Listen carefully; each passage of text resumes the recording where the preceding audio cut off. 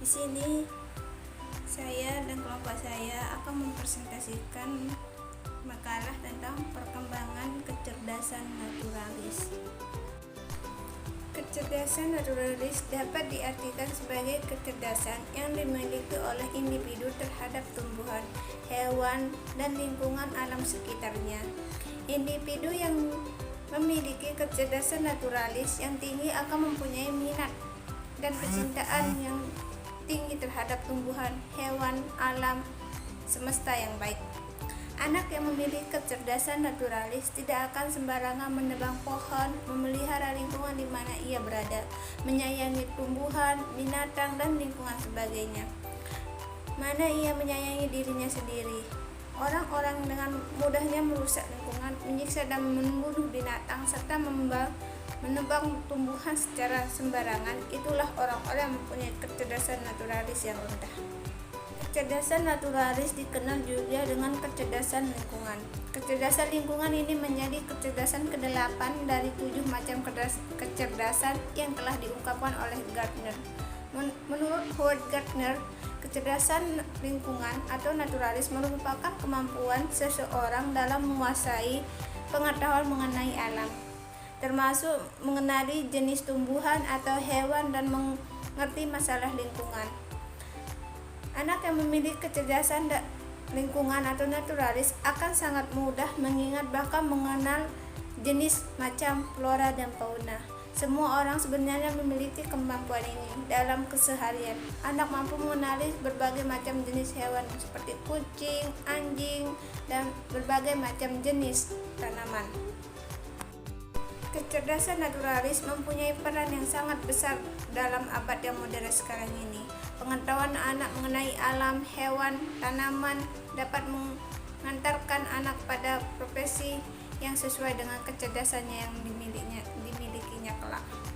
Kecerdasan naturalis mempunyai peran yang sangat diperlukan dalam menjaga alam agar tetap dapat menjaga kelestarian sehingga dapat dimanfaatkan oleh manusia. Ciri-ciri kecerdasan naturalis. Orang dengan kecerdasan naturalis yang berkembang baik mempunyai ciri-ciri sebagai berikut. 1. Menjelajahi lingkungan alam dan lingkungan manusia dengan penuh ketertarikan. 2. Suka mengamati, mengenali, berinteraksi atau peduli dengan objek, tanaman, atau hewan. 3. Mampu menggolongkan objek sesuai dengan karakteristik objek tersebut. 4. Mampu mengenali pola di antara spesies atau kelas dari objek. 5. Suka menggunakan peralatan seperti mikroskop, binokular, teleskop, dan komputer untuk mempelajari suatu organisme atau sistem. 6. Senang mempelajari siklus kehidupan flora dan fauna. 7. Ingin mengerti bagaimana sesuatu bekerja. 8. Mempelajari taksonomi tanaman. Indikator kecerdasan naturalis. Menurut Prasetyo, seseorang naturalis memiliki beberapa indikator, diantaranya memiliki kepekaan terhadap alam dan lingkungan di dalamnya. 2. Memelihara binatang dan merawat tumbuhan. 3. Mengetahui perubahan cuaca dan lingkungan alam. 4. Mengelompokkan objek yang ada di alam sesuai dengan ciri masing-masing. 5. Mengenal dan mengelompokkan berbagai makhluk hidup yang berbeda. 3. Berpetualang di alam terbuka dan suka bertanya tentang. 7. Peduli dengan keadaan lingkungan alam beserta isinya. 8. Memahami fenomena yang terjadi di alam seperti siklus kehidupan makhluk hidup. 9. Memahami bagaimana sesuatu di dalam itu bekerja. Strategi kecerdasan naturalis. Dalam aktivitas pembelajaran berbasis naturalis intelijen, salah satu strategi yang digunakan belajar melalui alam ialah strategi pembelajaran untuk mengembangkan kecerdasan naturalis. Menurut Yuliani Nuraini ialah 1. Berjalan-jalan di alam terbuka dan lakukan diskusi dengan anak mengenai apa yang ada di alam sekitar. 2. Melihat keluar jendela. 3. Gunakan tanaman sebagai metafora naturalistik untuk ilustrasi konsep setiap pembelajaran.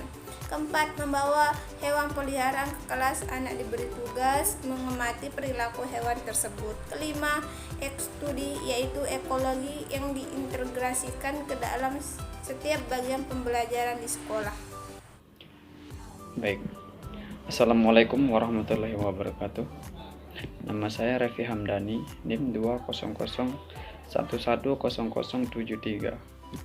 Baik, di sini saya akan melanjutkan presentasi dari Salsabila, yaitu dari strategi kecerdasan naturalis. Strategi kecerdasan naturalis dalam aktivitas pembelajaran berbasis naturalis intelligence. Salah satu strategi yang digunakan belajar melalui alam, learning through nature, sebagai bentuk perbaikan proses dalam rangka untuk memperbaiki hasil pembelajaran. Ya.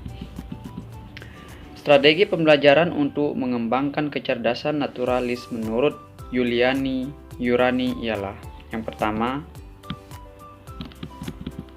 yaitu jalan-jalan di alam terbuka dan lakukan diskusi dengan anak mengenai apa yang ada dalam sekitar. Lalu yang kedua, melihat keluar jendela.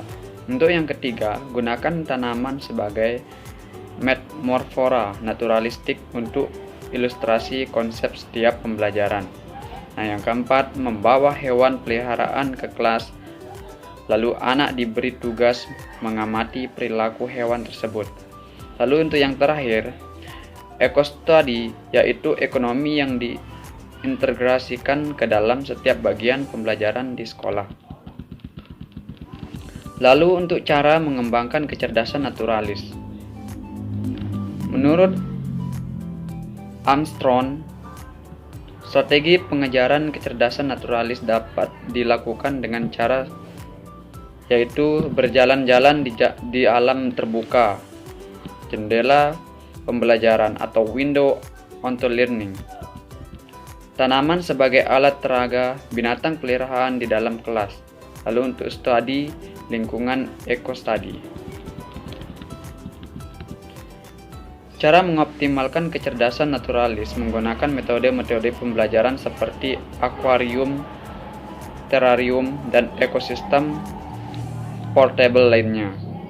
Kelas stasiun, pemantau cuaca, eco study, berkebun, perangkat lunak yang berorientasi alam, peralatan untuk pembelajaran alam, video, film alam, jalan-jalan di dalam terbuka, hewan peliharaan di dalam ruangan kelas, tanaman sebagai alat peraga.